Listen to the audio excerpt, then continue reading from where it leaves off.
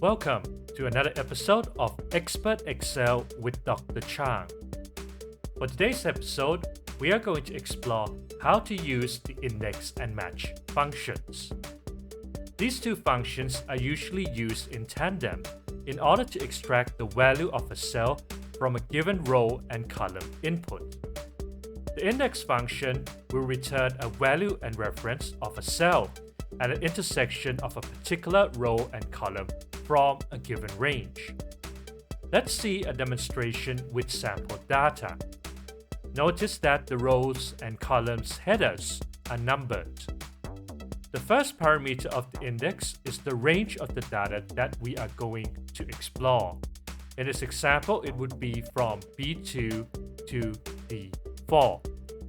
The next parameter is the selected row. This is a number input that specifies the row number from the range that we have selected.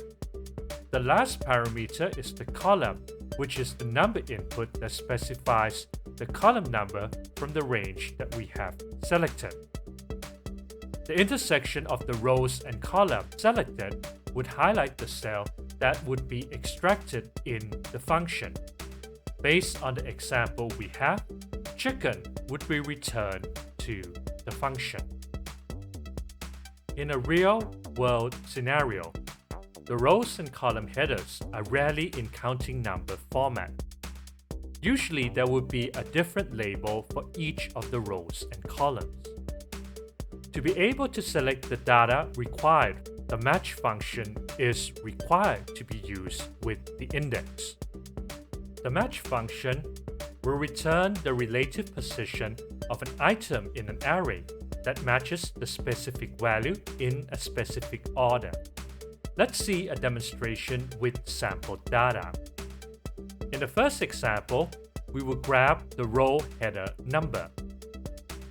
The first parameter that we use is the value that we will search for.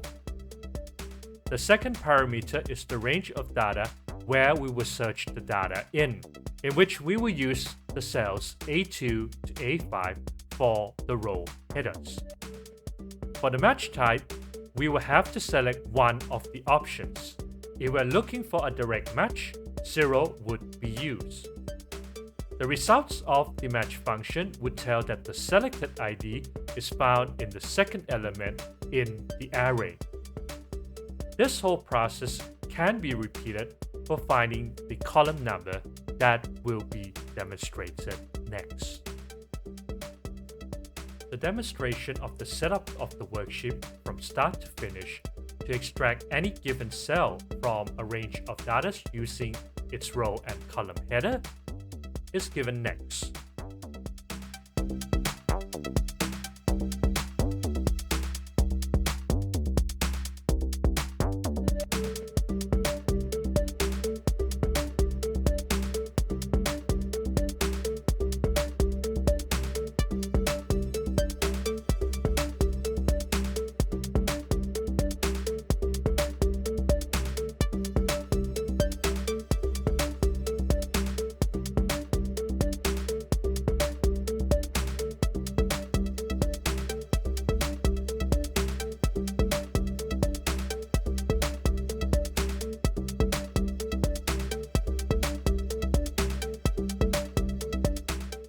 So that concludes this episode of Expert Excel with Dr. Chang.